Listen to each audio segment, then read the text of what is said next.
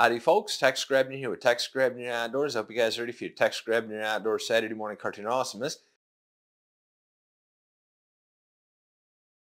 where everybody apparently knows how to deer hunt, except for me. If you guys want to show your support for the channel in a way beyond simply watching the videos, you can go to texgrebneroutdoors.com and check out the merch store, as well as the fact is, you never know if YouTube isn't going to show you my videos in the subscription box, so check texgrebneroutdoors.com for the most recent upload as well. While I'm at it, if you guys want to get a hold of me to ask questions, you can do that at Tex Grebner Outdoors on Instagram.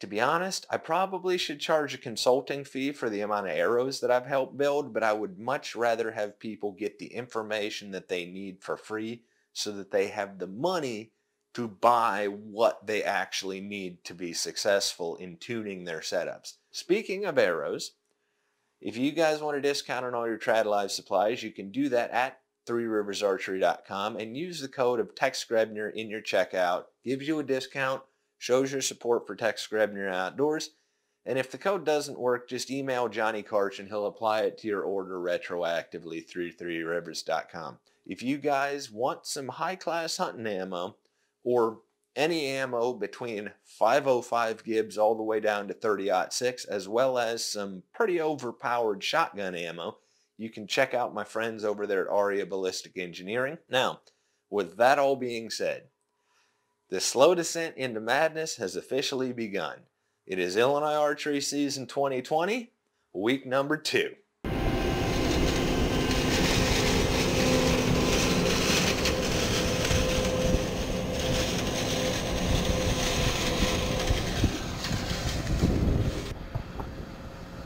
Well, the good news is we're officially done with harvesting beans.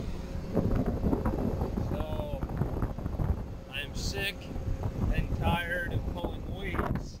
I may or may not get out hunting tonight, but it's early October, and strangely enough, it's like 85 degrees right now.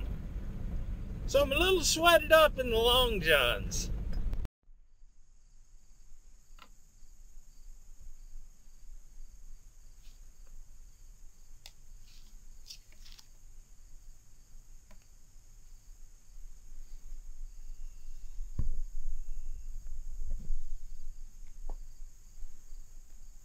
When it comes to deer hunting, there's 3 kinds of weather in Illinois.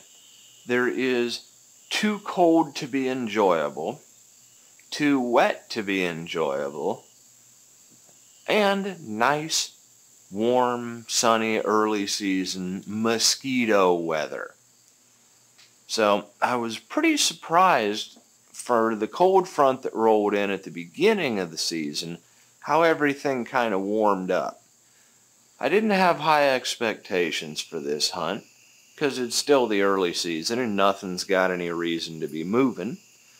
But with hunting, you never really know. So you just got to go out there and put in the time. Now with that being said, I was tired, I was dirty, but I was at least glad to be able to get out into the woods again for a change, since we're finally done picking soybeans and I'm done picking water hemp and horseweeds and cockleburs out in front of the combine. So we'll see how the season progresses. I'm not going for the slow descent into madness just yet. Have I ever told you how bad I am at waking up before sunrise? I'm not good at it. Now, in case you didn't know, there's a big difference between sunrise and actual first light, because it is light enough to see well before sunrise, the same as it is light enough to see well after sunset. So I was happy to be able to get out on a morning hunt even if I wasn't in my stand before first light, which is pretty good for me because I am super not a morning person. It was a beautiful October morning. I couldn't have asked for more. Of course, about 11 o'clock, I knew I was probably going to have to go do farm stuff. So I decided to get down, take my boots off, and because it was warm, I figured they'd be bedded down. So I walked my way on my way out behind my stand, and I ended up managing to get about 15 yards from a buck, little forkhorn, before he turned around, looked at me, and basically you would have thought that he'd seen Freddy Krueger standing in the bathroom when you woke up in the middle of the night to take a piss. So overall, it was a pretty good morning hunt. And naturally, I did have to do farm stuff because I had to go level off the top of the bean bin. Good news is I was able to get back out. It's weird how it is super cold in the morning and sleeveless weather in the afternoon. The wind was right. There were deer moving around the edges of the field, but nothing on this tree. To my credit, my Canon cameras have excellent light collection. It is much dimmer than it actually appears in this first clip of the day. But best part about a morning hunt is the excitement the first 45 minutes once you get into your stand. The worst part of a morning hunt is basically everything after the first 45 minutes of the hunt. Because if it ain't showed up within the first 45 minutes, and it ain't the rut, the best part, is if you do have something show up, you've got the whole day to recover your deer. The worst part is, if it don't show up within the first 45 minutes of the day, you probably know you've got the whole day ahead of you. And you're not going to see jack crap. The high-stakes game of whack-a-mole has officially begun. On my way out to go do noon cattle chores, I pulled the trail camera card out of a stand that I wasn't sitting in, and damned if there wasn't a forkhorn this morning that walked under my stand that I wasn't sitting in.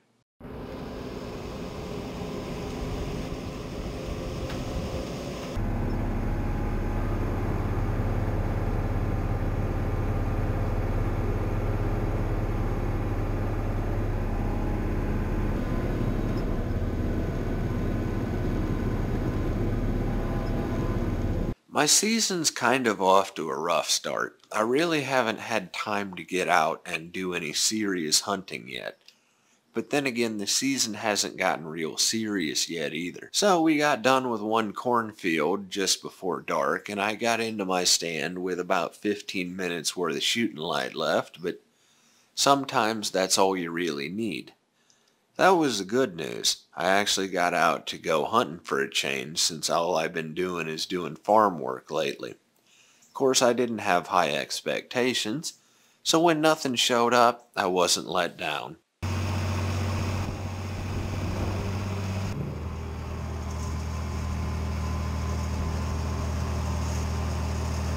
In case you're curious, when we pick the corn, we run the combine just under the ears of corn so that we have very long stalks. That way, we can go through with a mower, mow the long stalks off, gather them with a hay rake, and then use a round baler to bale up the corn stalks and corn shucks and use them for bedding for the livestock. Of course, I was blessed to actually finish up in time to get a whole hour's worth of shooting light. Didn't see anything, didn't get busted or blown out by anything, but that doesn't mean this is a bad spot. It just means that the deer right now are other places. The high-stakes game of whack-a-mole goes on. Yet again, this is not the most action-packed Illinois archery season week that I've ever produced, just like last week. But life ain't like the pornos, and hunting ain't like TV shows.